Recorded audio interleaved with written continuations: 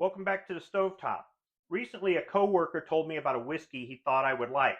He said, "Don't be fooled by the price. It doesn't cost a lot of money, but it's actually pretty decent." So I picked some up, and I'll be trying it here for the first time on Cocktails with Squib. From Buffalo Trace Distillery out of Frankfort, Kentucky, you know, the ones who make Buffalo Trace bourbon. This is Benchmark Old Number 8. This is an 80 proof Kentucky straight bourbon whiskey, and it doesn't cost a lot of money. Now, I was kind of struggling with the title for this video. As a matter of fact, I still don't have a title for it. Benchmark, cheap but good. Benchmark, just another rot gut. I don't know, something like that. But I'm hoping to be inspired with a title by the end of this video.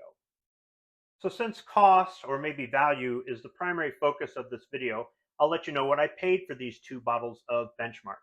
On the right, I have a glass fifth or 750 milliliter bottle that I paid under $13 for. On the left, I have a plastic pint or 375 milliliter bottle that I paid under $9 for. Now, those of you who've watched my videos in the past have probably heard me say that I do not like alcohol in plastic, unless, of course, you pour it in a solo cup. So I was a little disappointed that the pint came in plastic, but that might be part of the reason why it's so affordably priced. I also found it in a 1.75 liter bottle, which, according to Google, is also known as a handle, but it's also in plastic. Yuck.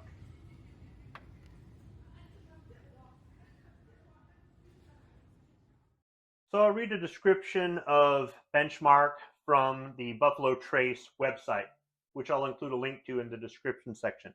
And by the way, there are different versions of Benchmark. I'm just focusing on Old Number 8. Also on the Buffalo Trace website, you can look up the different whiskeys that they have.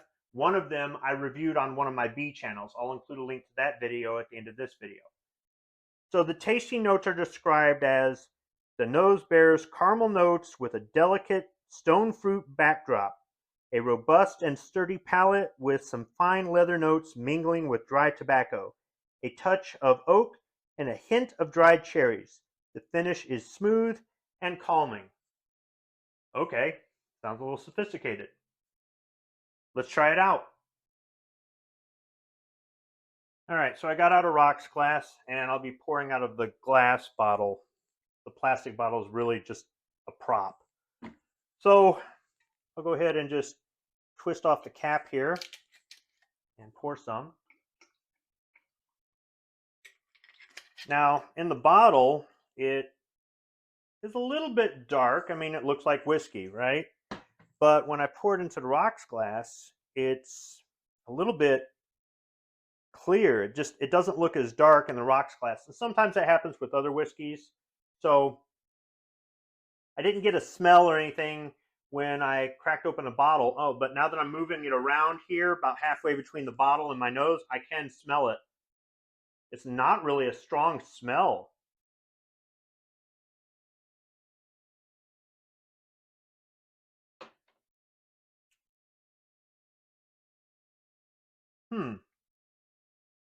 Okay. It's smoother than I thought.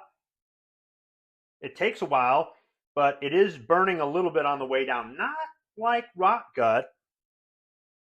I mean, this is 80 proof whiskey. Most of the whiskeys I drink are 80 proof. On occasion, I'll drink something a little bit stronger. Those are usually smoother.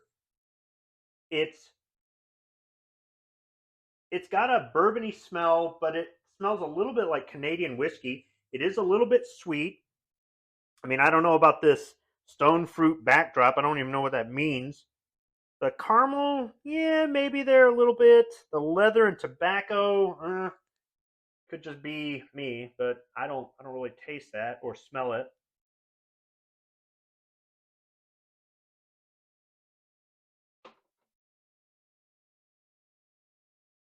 Yeah, it's not bad. Oh, okay, there's the caramel's right there. The aftertaste. Yeah. Okay, there it is. I was looking for it. So it's not bad. This wouldn't be a bad sipper. It might work well in a cocktail. Maybe I'll do some sort of mixer in a video in the future, but that's that's really not bad, especially for the price. It's not the most premium tasting whiskey, but it really isn't bad. I guess, like he said, it's decent. And before I end the video, I want to do one last thing. I haven't had Buffalo Trace in probably 15 years or more. So I'm going to pour some and compare it to Benchmark Old Number 8. Now let me read you the tasting notes from the website. It says, this deep amber whiskey has a complex aroma of vanilla, mint, and molasses, pleasantly sweet to the taste with notes of brown sugar and spice that give way to oak, toffee, dark fruit, and anise. This whiskey finishes long and smooth with serious depth. So this should be an entirely different taste. Also, Buffalo Trace Bourbon is stronger at 90 proof. So there's a green seal over the cap, but I was able to peel part of it back, and I should be able to, yeah, just peel it off the top there.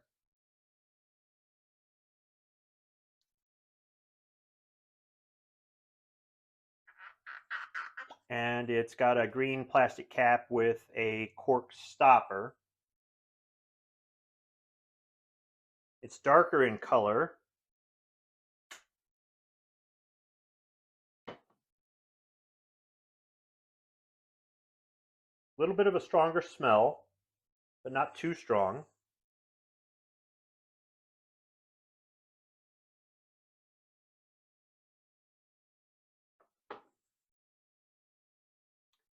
That's sweeter, it's heavier.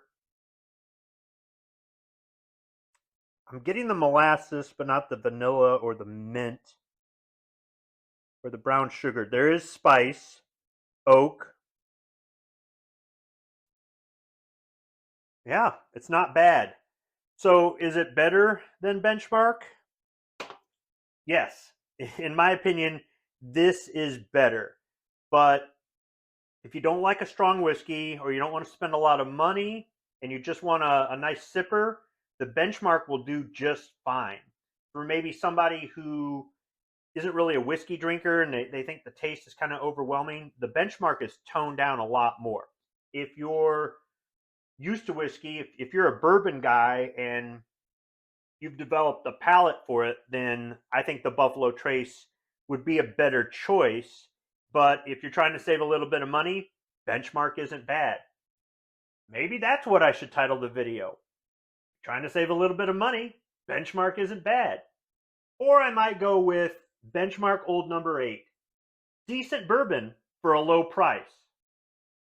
Thanks for watching.